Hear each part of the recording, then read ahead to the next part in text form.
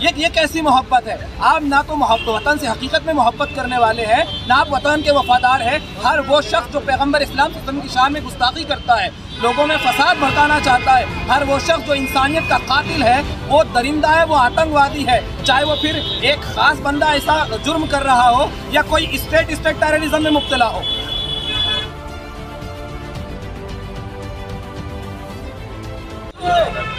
आप तो नफरत की बात करते हैं, जब आपकी ज़बान खुलती है तो सार गिरती है, जब आपकी ज़बान खुलती है तो आग निकलती है उसमें से। आप हमेशा मुसलमानों को काटने की बात करते हैं।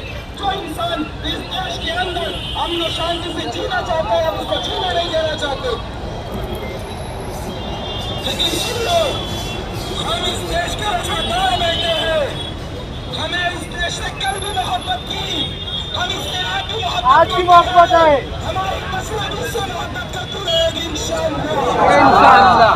जिस तरीके से अभी तक गवर्नमेंट की वहाँ की एक्टिविटीज़ सामने में आ रही है कि अभी तक वहाँ पर कोई ख़ास गिरफ्तारियाँ नहीं हुई हैं, तो इससे तो ये समझ में आता है कि वहाँ पर जो हुकूमत है वो सरासर मुजरिमाना गफलत बरत रही है और उनका गुस्ताखों को जो है लगाम देने का कोई ख़ास इरादा नहीं है। और अभी भी जो है फसादात की चिंगारियाँ जो है वो भड़क रही हैं, अभी भी शोले फसादात के भड़क रहे हैं। अभी भी जो रिपोर्ट है त्रिपुरा की कोई वो बेहतर नहीं है। इसके अलावा पैगंबर इस्लाम सल्लल्लाहु अलैहि वसल्लम की शान में जिस तरीके से गुस्ताखियाँ की जा रही है, पूरे जुलूस निकाले गए। इससे पहले एक बंदा गुस्ताखी करता था और अब जो है पूरे जुलूस निकाले जा रहे हैं। तो इस और फिर इन गुस्ताखों के ऊपर कोई ख़ास कार्रवाई नहीं होती, इन पर कोई ख़ास कार्रवाई नहीं होती। अगर कहीं पर FIR दर्ज भी हो जाए तो उसके बाद इन पर कोई ख़ास कार्रवाई नहीं होती। तो इससे तो ये समझ में आता है कि जो हुकूमत वक्त है वो मुजरिमाना गफलत से काम ले रही है, इनके इरादे ठीक नज़र नहीं आते। जबकि इनकी जिम्मेदारी ये है, जो इनके पर कानूनी जिम्मेदारी है, इनका काम ये है कि वो अमन व अमान को बरकरार रखे और मुजरिमों को सख्त से सख्त सजाएँ दे। गुस्ताख नरसिम्हानंद जब उसने गुस्ताखी किया तो कई संगठनों ने प्रदर्शन किया इसी तरीके का, अभी तक वो गुस्ताख गिरफ्तार नहीं हो पाया। बिल्कुल।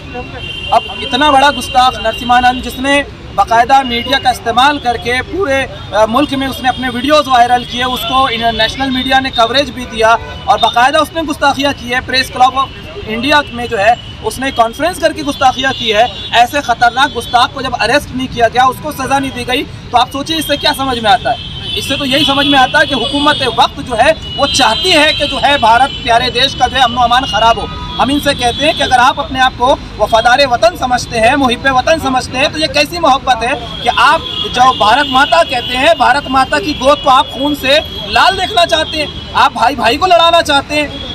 ये कैसी मोहब्बत है? आप ना तो वतन से हकीकत में मोहब्बत करने वाले हैं, ना आप वतन के वफादार हैं। हर वो शख्स जो पैगंबर इस्लाम की शान में गुस्ताखी करता है, लोगों में फसाद भड़काना चाहता है, हर वो शख्स जो इंसानियत का कातिल है, वो दरिंदा है, वो आतंकवादी है, चाहे वो फिर एक खास बंदा ऐसा जुर्म कर रहा हो या कोई स्टेट टेररिज्म में मुब्तला हो।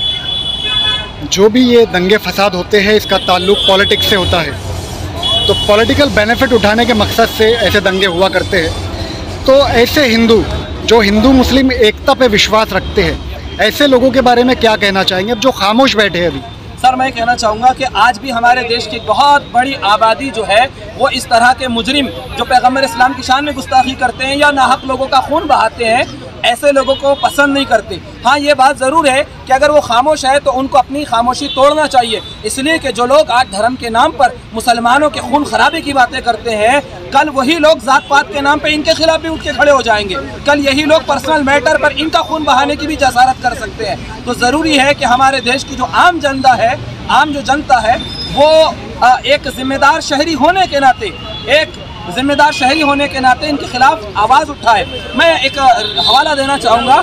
शिव खेड़ा एक बहुत मशहूर मोटिवेशनल राइटर हैं, ट्रेनर है हमारे देश के। उनकी किताब है आज़ादी सी जिए, उसमें वो कहते हैं कि अगर आपके पड़ोस में आग लगी है और आप चुपचाप बैठे हुए हो तो समझ लो अगला नंबर आपका है। तो जो मेरे देश के मेरे प्यारे भारतवासी हैं, जो नॉन मुस्लिम भाई हैं, बहनें हैं, हम उनसे कहना चाहेंगे कि हम जानते हैं कि आपकी अक्सरियत ये जो है इन जालिमों को पसंद नहीं करती है, लेकिन अगर आप खामोश रहेंगे सर, तो याद रखिए कि बहुत जल्दी ये किसी और मुद्दे के ऊपर ये आपके साथ भी वही सब सुलूक करेंगे जो त्रिपुरा में इन्होंने किया है, जो दादरी में इन्होंने किया है, जो मुजफ्फरनगर में इन्होंने किया है, या जो पिछले 2 साल पहले इन्होंने दिल्ली में किया है।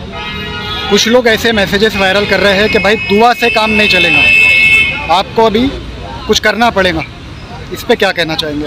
यकीनन जो लोग ऐसा कह रहे हैं कि सिर्फ दुआ से काम नहीं चलेगा, बल्कि आपको आगे आकर कुछ एक्टिविटीज़ अंजाम देना चाहिए, उनका मतलब ये है कि हमें कानूनी दायरे में रहते हुए जो हम काम कर सकते हैं, जो कार्रवाई अंजाम दे सकते हैं, वो हमें ज़रूर करना चाहिए।